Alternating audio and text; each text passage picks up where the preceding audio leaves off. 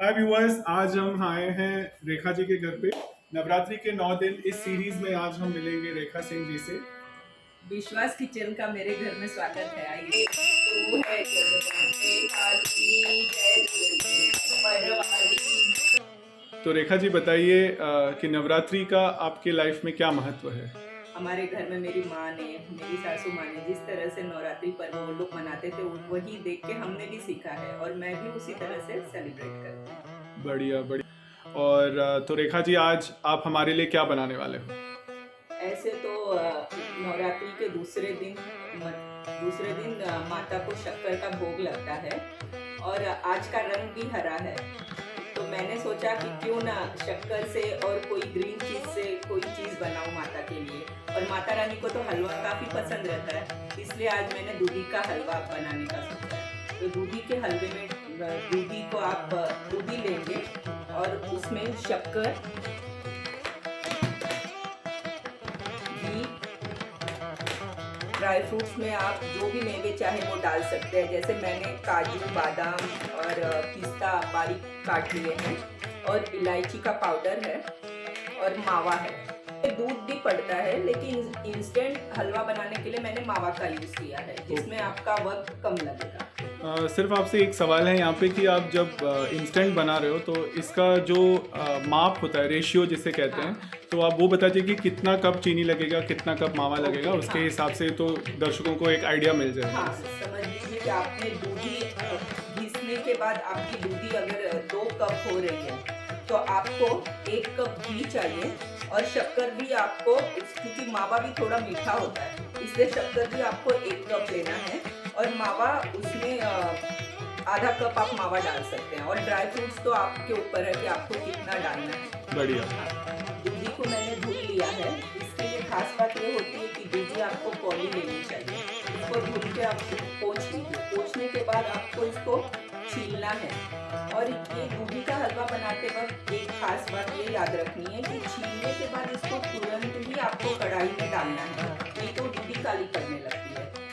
तो आपने कहा रेखा जी कि इसमें कौला दूधी लगता है, इसका मतलब क्या है, व्यूअर्स को समझा देंगे। कौली दूधी मतलब ये होता है कि कोई दूधी बहुत ज्यादा दिन की हो जाती है तो उसमें बीज बहुत हो जाते हैं, तो वो बिना बीज वाली दूधी चाहिए। जैसे नाजुक, मतलब जैसे एकदम फ्रेश दूधी आप यूज कर सकते हैं और जो थोड़ी पतली हो और फ्रेश हो। इसमें घी डालना है कढ़ाई में। ये भी मैंने माप के ही रखा था घी। थोड़ा सा घी उसमें से बचा लेना है, बाद में डालने के लिए, लास्ट में डालना है ऊपर से। इसका टेस्ट कुछ अलग ही आता है। व्यूअर्स, ये नुस्खा आप लिख लीजिए कि थोड़ा सा घी बचाना है और जब हलवा आखिरी में बनता रहेगा तो उसमें थोड़ा घी डालना है। जैसे ही दूधी घी में गिरता है, भाई क्या खुशबू है। दोस्तों, मैं आपको बता नहीं सकता, आप वीडियो से सिर्फ देख रहे हो, बट मैं यहाँ सामने बैठकर जो खुशबू आ रही है, बस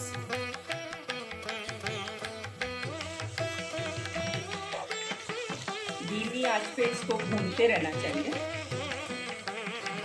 धीमी आंच पर क्यों रेखा जी? क्योंकि आप आंच तेज करेंगे तो ये दूधी नीचे से जलने लगेगी और ऐसे तो शुरुआत में दूधी घी में थोड़ा पानी छोड़ती है और वो पहले तो वो थोड़ी पतली होगी, उसके बाद वो सूखना शुरू करेगी। तो आप सबको पता होगा कि दूधी में काफ़ी पानी का कंटेंट होता है, तो उसे सुखाने के लिए हमें जितना अच्छे से उसे भूनना होगा तो आपको पानी निकल जाए, इवेपोरेट हो जाए। हाँ, आपके पास अगर कभी कौली दूधी ना हो और बीज वाली दूधी हो तो आप उसका बीज का पार्ट, ना बीए वाला पार्ट आप बाहर आप निकाल दीजिए और फिर आप दूधी घिस सकते हैं। कहानियों के बारे में पूछते हैं। आपके बचपन में, आप अपनी नवरात्रि की याद, आप बचपन में कैसे नवरात्रि मनाते थे अपनी मम्मी के घर पे, थोड़ा बताइए। हाँ, नवरात्रि में हम बचपन में हमारे वहाँ पर नवरात्रि के समय में रामलीला का भी बहुत महत्व है। रामलीला होता था तो हम लोग क्या करते थे, पहले छोटे छोटे थे तो बहुत शौक लगता था रामलीला देखना है, ये करना है, क्योंकि वो नाटक एक रहता था तो उसमें देखने में बच्चे थे तो बहुत खुश होते थे वो देखकर। और हम क्या करते थे कि शाम को वहाँ पर रामलीला का प्रोग्राम रहता था तो पहले 3 घंटा रामलीला देख लेते थे। और पहले हमारे समय में गरबा और डांडिया पूरी रात चलती थी, उसके बाद जब रामलीला से छूटते थे तो जाके गरबा डांडिया खेलते थे पूरी रात। बढ़िया। दर्शकों, आप देख रहे हो कि दूधी काफ़ी हद तक पक गया है और उसका पानी सूख रहा है और भाप के रूप में उसका पानी उड़ रहा है। आप देख रहे हैं कि अब इसका पानी धीरे धीरे सूख चुका है और घी देखिए, आप घी छोड़ रही है, दूधी कढ़ाई भी छोड़ने लगी है, तो ये भून चुकी है। अब इसमें मावा डालना है। अभी हमें कितना मावा डालना है इसमें? जैसे ये 3 कटोरी दूधी थी ना, हाँ, तो इसमें 1 कटोरी मावा डालना है आपको। ऐसे तो अगर दूध डालना होता तो 3 कटोरी दूधी में 3 कटोरी आपको दूध भी डालना पड़ता, लेकिन उसमें फिर काफ़ी टाइम लगता आपको पकने में। दूध जब तक पूरा पक नहीं जाता है, सूख नहीं जाता है, तब तक आप उसको चलाते रहेंगे। इसलिए ये मावा डालने से ये थोड़ा प्रोसेस जल्दी हो जाता है। जब हलवे की जो खुशबू है बस मैं खींचा चला आ रहा हूँ हलवे की तरफ। अब बताइए हलवा कहाँ तक पहुँचा हुआ है? आप देख रहे हैं कि मावा में भी घी होता है काफ़ी मात्रा में, और हमने दूधी भूनते वक्त भी घी डाला है, तो देखिए मावा घी छोड़ रहा है। ये हलवे में से आपको घी अलग होता नजर आ रहा होगा। तो ये इसका संकेत है कि हाँ, हलवा इसका संकेत है कि हलवा तैयार हो रहा है। लेकिन चीनी कभी भी हमेशा किसी भी चीज़ में चीनी आपको बाद में ही डालना है, क्योंकि चीनी डालने के बाद ना उसका प्रोसेस स्लो हो जाता है। इसलिए कभी भी कोई भी चीज़ आप मीठी बनाइए, चाहे खीर हो या हलवा हो, तो उसमें आपको चीनी अंत में ही डालना है। तो जो रेखा जी बता रही हैं ये नुस्खा एकदम सही है। व्यूअर्स, आपने देखा होगा कि मैंने बहुत सारे वीडियोस में जब मीठा बनाया हुआ है तो ये मैंने कहा है कि मीठे में शक्कर को एकदम आखिर में डालना है, क्योंकि शक्कर डालने से कोई भी चीज़ नहीं पकती है। तो पहले उस चीज़ को अच्छे से पका लीजिए, फिर शक्कर थोड़ा थोड़ा करके उसमें डालने लीजिए। हलवा घी भी छोड़ रहा है, तो इस समय आपको शक्कर डालना है।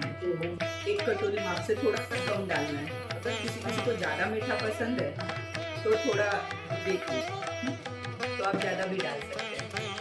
तो व्यूअर्स, शक्कर आपके हिसाब से, अगर आपको कम मीठा चाहिए तो कम शक्कर डाल लीजिए, और अगर ज़्यादा मीठा चाहिए तो 1 कप शक्कर डालिए।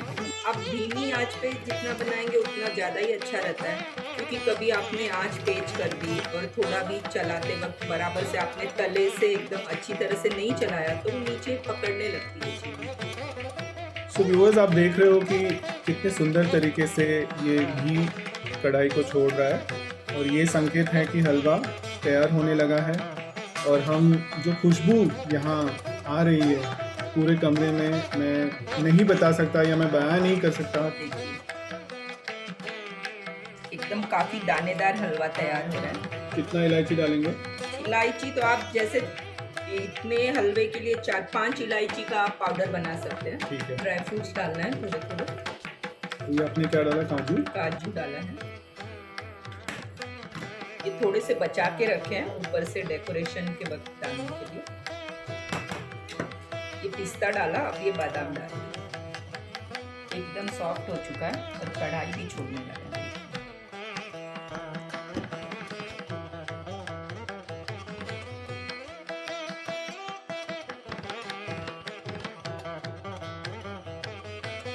हमारा हलवा बिल्कुल तैयार है।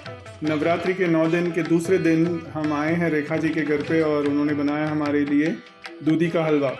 ये भोग मैं माता जी को चढ़ाने जा रही हूँ, उसके बाद मैं आपको टेस्ट करवा रही हूँ ज़रूर। कैसा बना है।